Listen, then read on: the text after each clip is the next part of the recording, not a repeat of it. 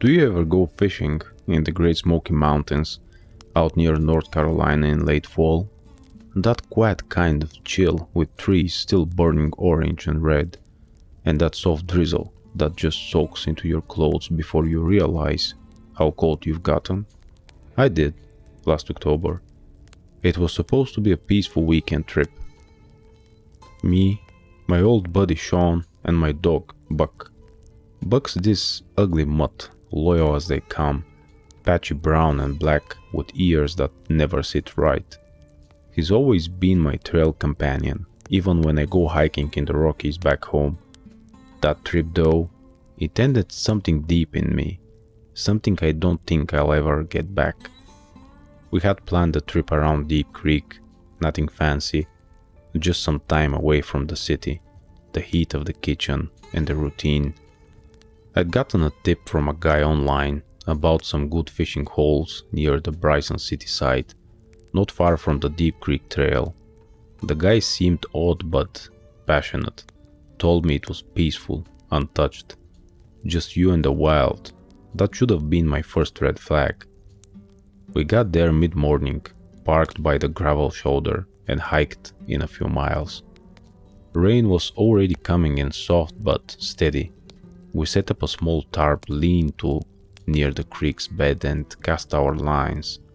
Not much biting, but we didn't care. That part of the mountains is eerily quiet in the rain. You don't hear birds, just the wind in the canopy and the water gurgling through the rocks. Buck started acting weird first. He's not a barking kind of dog, he's usually calm, content to nap while a fish.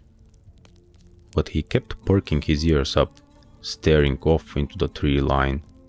Not growling, not whining, just staring. You ever see a dog do that? Like it's not really looking at something, but it knows it's being watched. Sean and I joked about it, said maybe he saw a squirrel that spooked him. I tried to laugh, but I didn't like the way Buck's hackles were raised. It didn't feel right. The woods were too still, and I couldn't shake the feeling that something was off. Later that evening, while we were packing up our rods and getting ready to head out, I decided to take a leak a few yards from the camp. I went uphill a bit, near a thick patch of rhododendrons. That's when I noticed it. A sheep, tall, taller than any man I've seen, standing between two trees. At first, I thought it was just bark, or some shadow trick, but then it moved, slow, careful, like it was trying not to be seen. I froze. It had this long, narrow head, like a dog, but stretched. And even from that distance I could see the shine of its eyes in the rain, yellow, unblinking. My heart slammed against my chest. I took a step back, slipped on wet leaves, and it was gone. Just vanished into the thicket like it had never been there. I ran back to camp, breathless, told Sean what I saw. He laughed at first, but when he saw my face, and Buck still pacing around with his tail low, he knew I wasn't messing around. That night I didn't sleep, neither did Buck. I stayed up reading articles I'd saved on my phone, sightings, old newspaper clippings, blogs. I'd read about it before. Dogman, a tall wolf-headed thing spotted all across the Midwest and Appalachia. Some say it's tied to ancient Native American stories, others claim it's a government experiment crap. Most of it sounds like fantasy, until you feel those eyes drilling into your soul. I should have packed up and left that moment, but Sean convinced me to stay. "It's just your imagination, man," he said. "We're too deep in the woods to be seeing monsters." We left early next morning anyway. The rain had gotten heavier overnight, and the trail back was a muddy mess. Sean carried his tackle box like a baby, while I kept Buck on a tight leash. Something in me just wanted out of those woods. Then we saw it again. maybe 100 yards off the trail, just beyond a fallen log, standing still as death, tall, hunched forward, with hands, long fingers that ended in what looked like claws. It wasn't trying to hide anymore.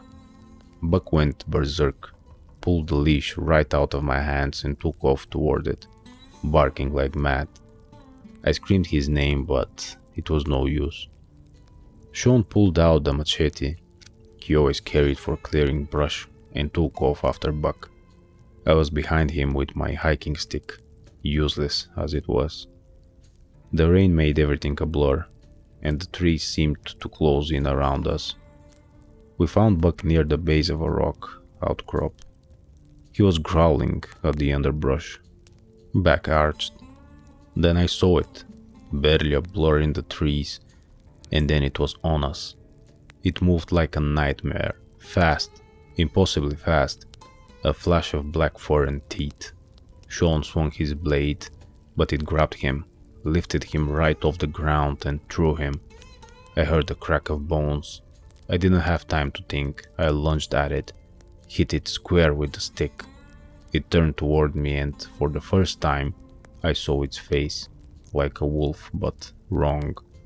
More human, twisted, snarling, but with eyes that knew what I was feeling, and it was enjoying it. I backed away, yelling, trying to make myself seem big. Buck came charging in, snapping at its legs. That gave me the chance to grab Sean. He was breathing, but barely, blood pouring from a wound in his side. I don't remember the next few minutes clearly, just flashes, trees, mud, rain, Buck barking, then yelping, then silence. I don't know if he made it. Somehow I got Sean up enough to help him limp down the trail. We were both crying. I think I was praying out loud. I don't even remember what I said. Just begged something, anything, not to let it come back. Then, headlights. A pickup, just where the trail meets the gravel road. A local guy, name was Toby I think, saw us stumbling out of the woods, covered in blood and mud. He loaded us up without asking questions, took us straight to the ER in Silva. Sean made it, broke a few ribs, lost a lot of blood, but he pulled through. He doesn't seem to remember much of what happened, or he says he doesn't. Maybe his mind blocked it out. Maybe it's easier to pretend it wasn't real. I never found Buck. I went back once, a week later, with a park ranger. We didn't find any trace of him, not even tracks, like he just vanished. The ranger said there were bear sightings in the area and tried to chalk it up to that, but I knew he didn't believe it. He saw the look in my eyes. I've been a cook my life. I deal with heat, sharp things, with chaos, but nothing, and I mean nothing, has ever made me feel that small, that prey-like before. That thing wasn't just hunting, it was playing. So if you ever find yourself in the Smokies and your dog starts staring off into the trees, pack up and leave. Don't wait. Don't investigate. Don't think it's just the wind or your imagination. Because sometimes the woods look back, and sometimes they smile.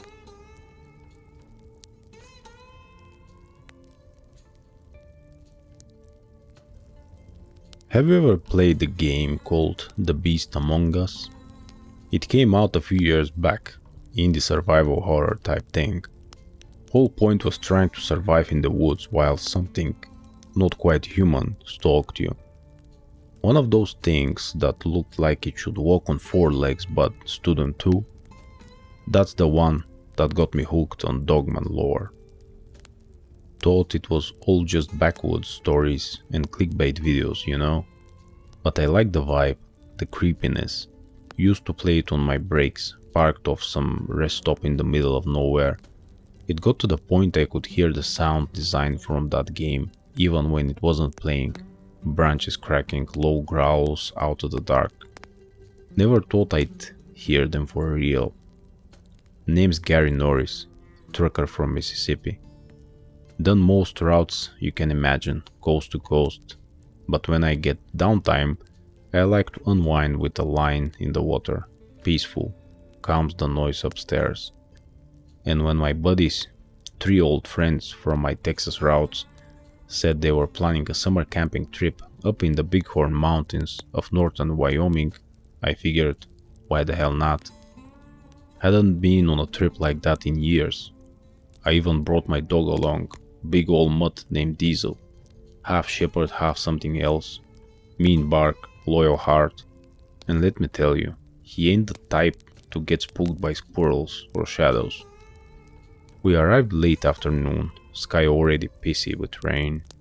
Not hard, just that misty, steady kind of drizzle that seeps into your clothes and skin. It soaked the scent of pine and wet earth into everything. I remember thinking how quiet it was up here.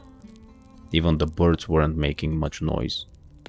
The 4 of us, me, Leon, Travis and Hector, got to work setting up camp near a clearing just off one of the less traveled trails. Travis brought a shotgun just in case of bears. Hector had his big hunting knife on his belt. Me, I had a hatchet and a flare gun. Leon was more the type to rely on his fists and bad luck. We weren't looking for trouble, we just liked being prepared. By nightfall, the rain had let up a little, just enough to get a fire going.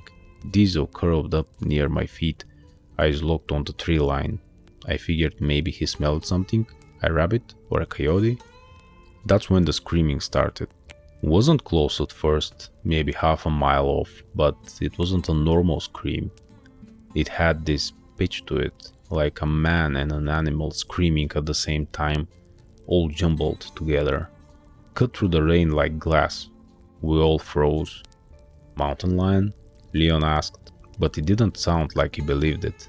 No mountain lion sounds like that, I muttered. Diesel stood up, hackles raised, low growl building in his throat. His eyes were fixed deep into the woods.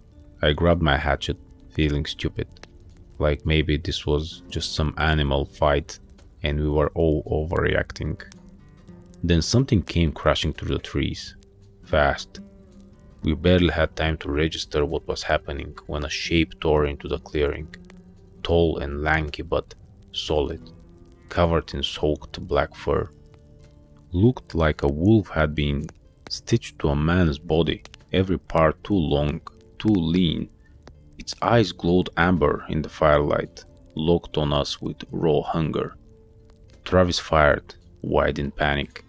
That blast echoed through the valley like thunder, but the thing didn't flinch. It just charged. Diesel lunged at it, barking like hell, trying to hold it off, but it swatted him aside like a chew toy. I screamed his name, barely even knew I was doing it.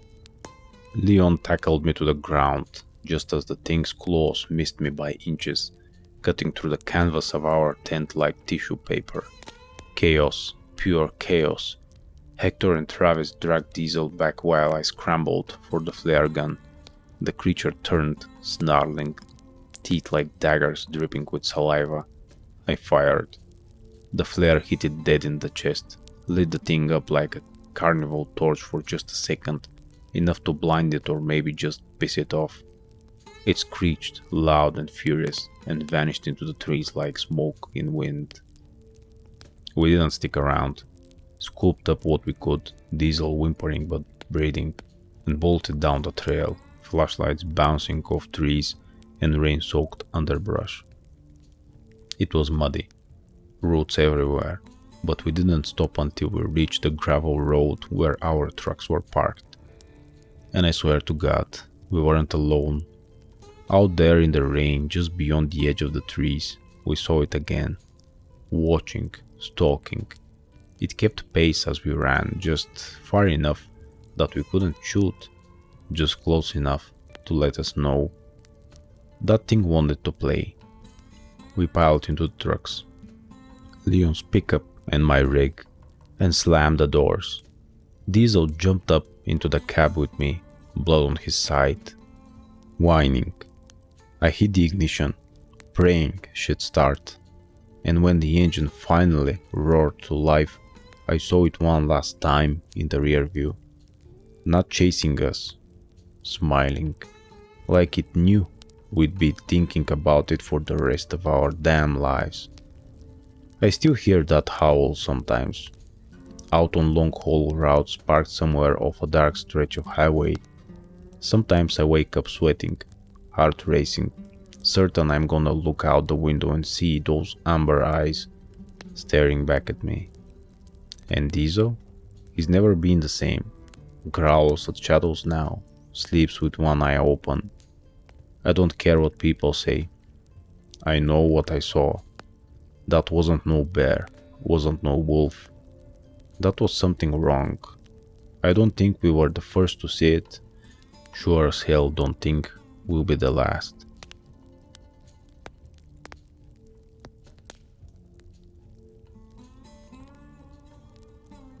Have you ever had one of those nights that now never leaves you? Where the wrong kind of silence crawls into your bones and stays there long after the sun comes up? Yeah, I had one of those. My name is Robert Norris, Boston born and bred, firefighter by trade. I've run into burning buildings, dragged people out of wrecked cars. Hell, I've seen some pretty gnarly things in my line of work.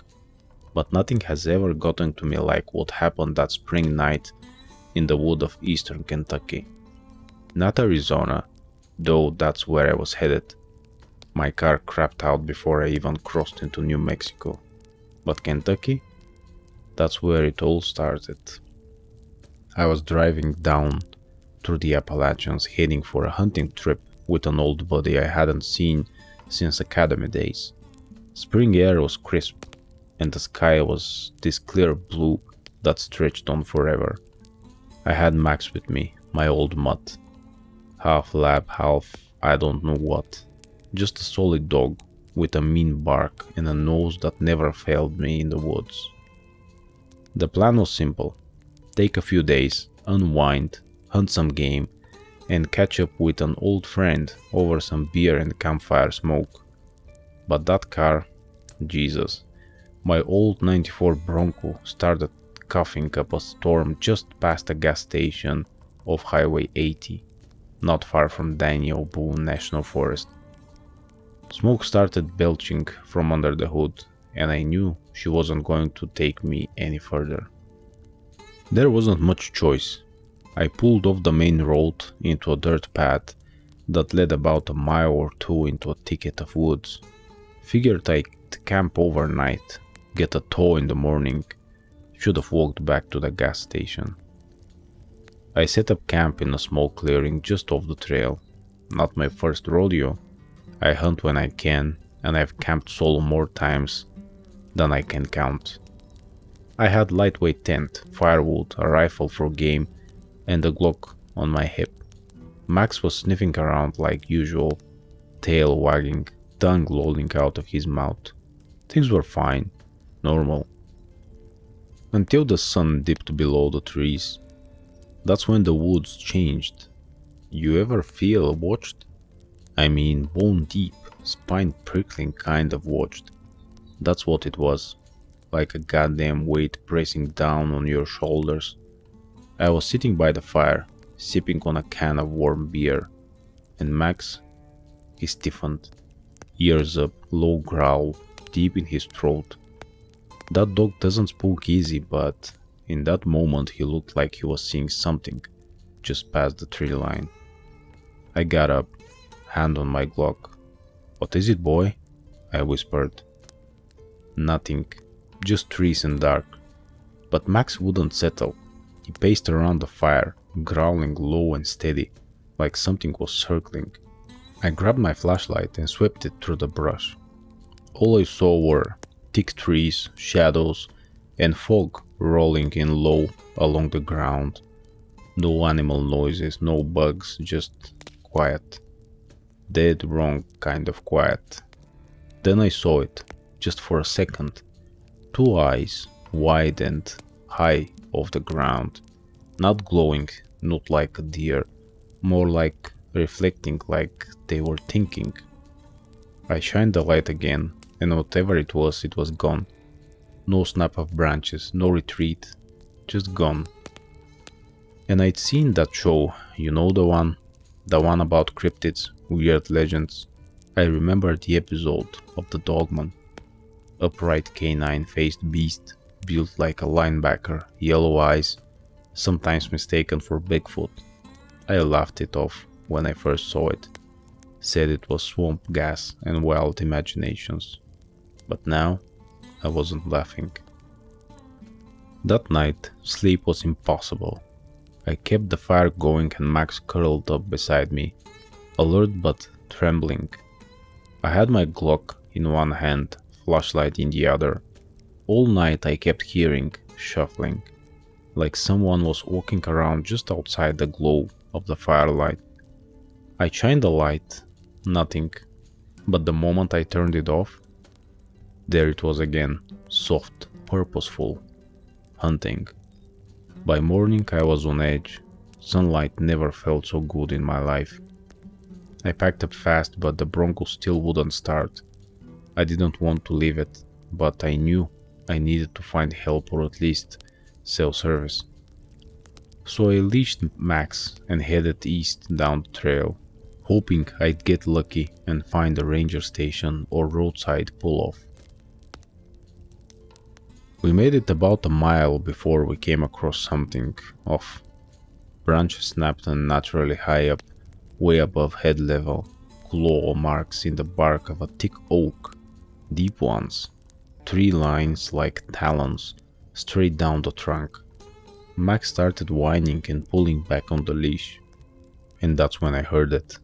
Breathing, heavy, wet, and close. We spun around, and I swear on my life, I caught the shape of something standing between 2 trees. Not just hiding, blending, tall, had to be over 7 feet, lean but powerful. It looked like a damn werewolf, but not some movie monster. This thing was real. Its fur was matted, dark, snout long, jaw slightly parted. It just watched. I didn't wait. We ran. I didn't care which direction, I just ran. And I could hear it, keeping pace. Not charging, just shadowing us. Max barked once, then took off ahead of me. I followed him blindly through the trees, branches whipping at my face. We stumbled into a small, abandoned cabin, maybe 20 minutes later. The door was rotted but still on its hinges. We barreled inside and slammed it shut. I blocked it with a table while Max circled the room, still growling. There were old hunting tools scattered inside, rusty knife, a busted shotgun. I found a hatchet that still had some heft to it and kept it close. We waited. Hours passed, sun went down again, and that's when it came back. I was sitting against the wall, flashlight long dead, holding the hatchet tight. Max had stopped growling. He was staring at the window, low to the ground, tail between his legs. A shadow moved across the window, slowly, like it wanted us to see. Then I heard it. The knob turned, soft at first, testing, then louder, and finally, silence. I was sure it was going to burst in, but it didn't. It left, or so I thought. I let out a shaky breath and looked around for Max. He was gone. I didn't hear him leave, no bark, no struggle, nothing. I screamed for him, threw open the door, trying again to turn on the flashlight. Max! No sound, no sign. Just one thing, claw marks deep in the wooden floor, leading out the back window, like he'd been pulled. I lost my mind for a second there, kicked the door, shouted, cursed the sky, but deep down, I knew I had to move. It wasn't going to stop, it was toying with me. Thankfully my keychain had a mini flashlight. Not much, but it would have to do. I followed the trail. I had to. And that bastard let me.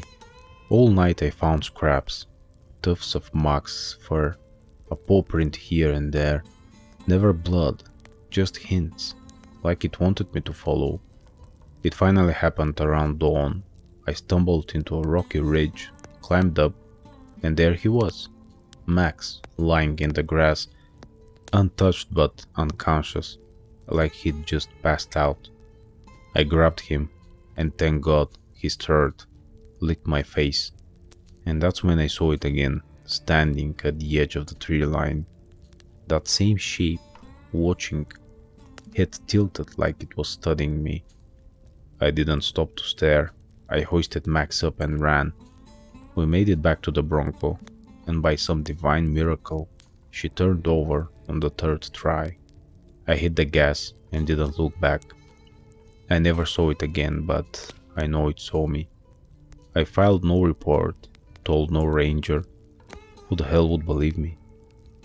But I think about that night every time Max stares off at nothing, every time he growls at the woods near our home in Boston, every time I see yellow eyes in a movie or on a screen. There's something out there, something old, something smart, and I think it let me go. Because the scariest thing isn't what's hunting you in the dark, it's what decides you're not even worth the kill.